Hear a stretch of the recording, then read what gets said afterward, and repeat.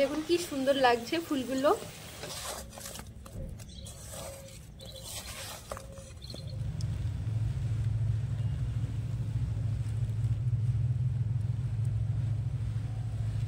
নমস্কার বন্ধুরা, আজকে আমি বানাবো গোলাপ পিঠে। পিঠেটা দেখতে যেরকম খেতেও কিন্তু সেরকম।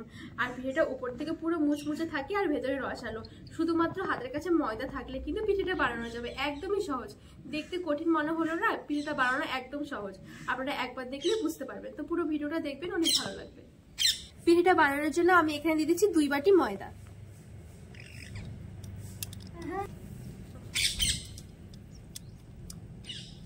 আর দিয়ে দেবো 1/2 চামচ লবণ। আর দিয়ে দিচ্ছি এখানে 2 চামচের মতন সাদা তেল।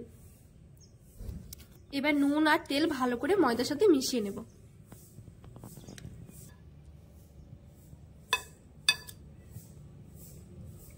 ময়দাটা ভালোভাবে মাখানো হয়ে গেছে। ময়দাটা যখন ভালোভাবে মাখানো হয়ে যাবে তখন এই হাত দিয়ে চাপলে কিন্তু এরকম জড়ো হয়ে যাবে। এইভাবে কিন্তু মাখাতে হবে। এবার আমি অল্প অল্প জল দিয়ে একটা খামি তৈরি করে নেব।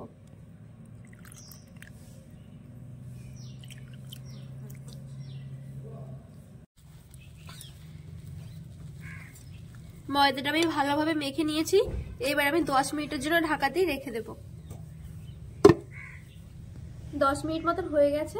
এবার ময়দাটা চাটুর মধ্যে নিয়ে আমি আরেকটু ভালো করে মেখে নেব।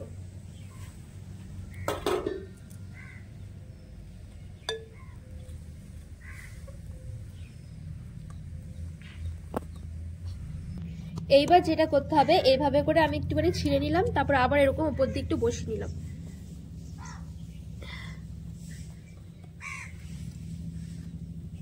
এইভাবে করে রুটির মাঝখানে একটা লেয়ার হয়ে যাবে।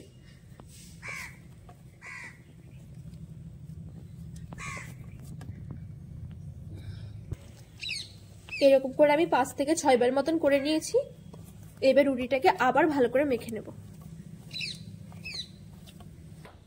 এবার আমি রুটিটাকে 4টে ভাগে ভাগ করে নেব।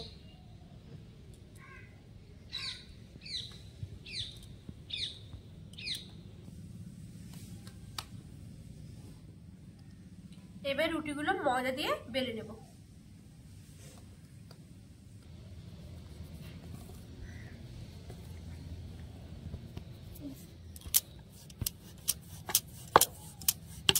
রুটিটা একটু আমি পাতলা করেই বেলে নেব।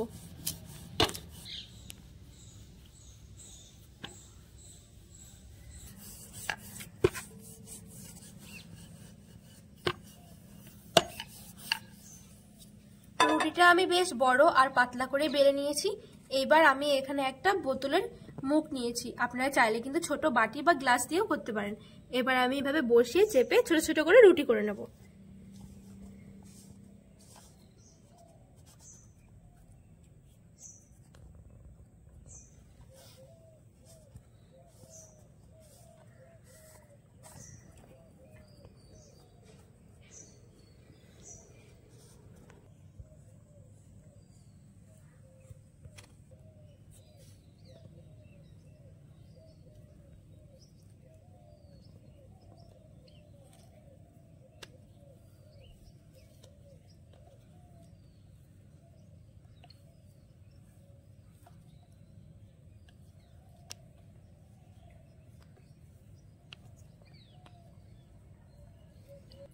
এই যে আমি এভাবে গোল গোল করে রুটিগুলো করে নিয়েছি।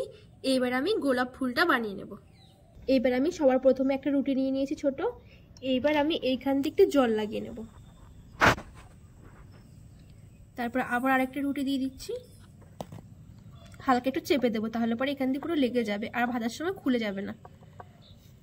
তারপরে এবার আবার এখান দিয়ে জল লাগিয়ে দিচ্ছি। আবার আরেকটা রুটি লাগিয়ে নিলাম।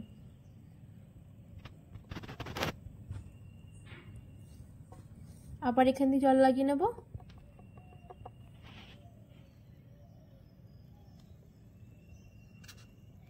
এইভাবে করে 10 থেকে 12টা মতন আমি এরকম ছোট ছোট রুটি একসাথে করে নেব।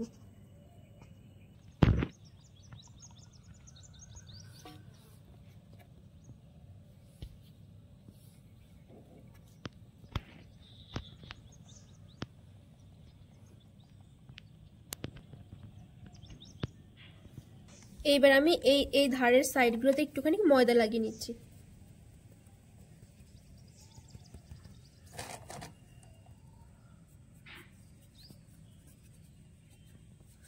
সেম ভাবে এই পাশটাও লাগিয়ে নেব।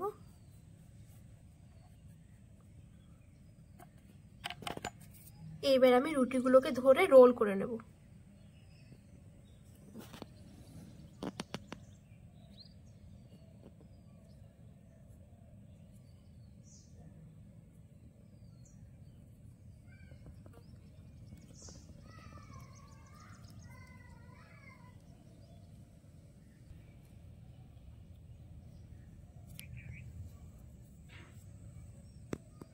রোল করে নিয়েছি। এবার উপর দিয়ে আর একটুখানি জল লাগিয়ে তারপরে এই যে ভাঁজগুলো আছে এগুলো একটু ভালো করে লাগিয়ে নেব।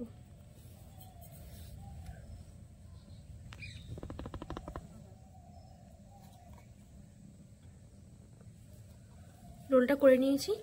এবার একটা ছুরি দিয়ে ঠিক মাছ বরাবর কেটে নেব।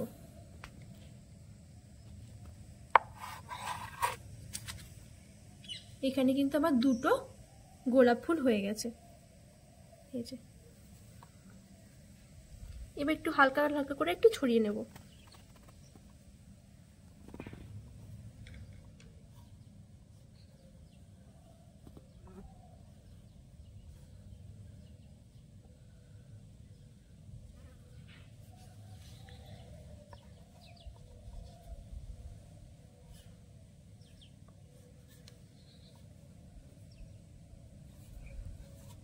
এই যে এখানে কিন্তু দুটো ফুল হয়ে গেছে।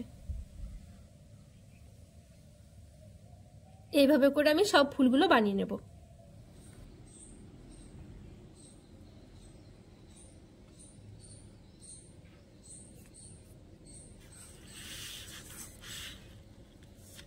গোলাপ পিঠিগুলো আমি বানিয়ে নিয়েছি। এবার পিঠিগুলো ভেজে নেব।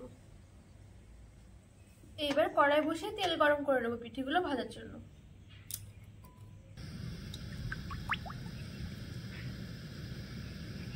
তেলটা হালকা কুসুম করে নিয়েছি, বেশি কিন্তু গরম করা যাবে না। এইবার আমি পিঠিগুলো দিয়ে ভেজে নেব।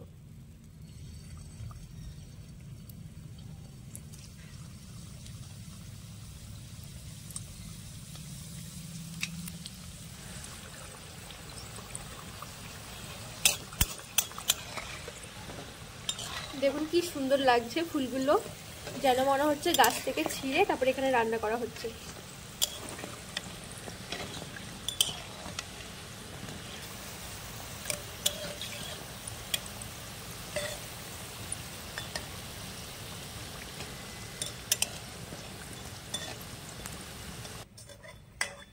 পিঠিগুলো মুচমুচে করে ভাজা হয়ে গেছে। এবার পিঠিগুলো নামিয়ে নেব।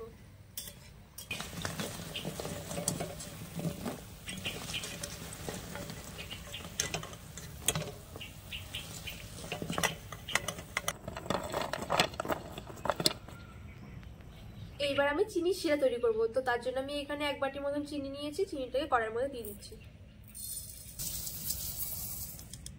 এইবার আমি 1/2 বাটি মতন জল দিয়ে দিলাম। আর একটা ফাটানো এলাচ দিয়ে দিচ্ছি। এইবার চিনিটা গলিয়ে আঠালো একটা শিরা তৈরি করব।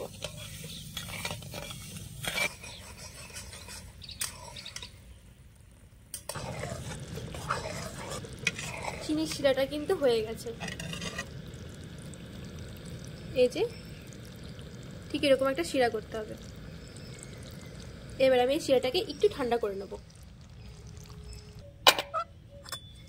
হালকা ঠান্ডা হয়ে গেছে। এবার আমি পিঠিগুলো দিয়ে দিচ্ছি। এবার চিনির শিরা দিয়ে ভালো করে কোট করে নেব।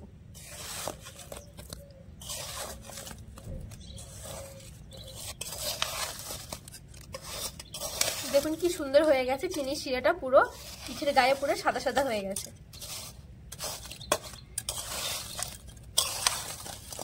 ভালো মতন করে কোট করে নিয়েছি।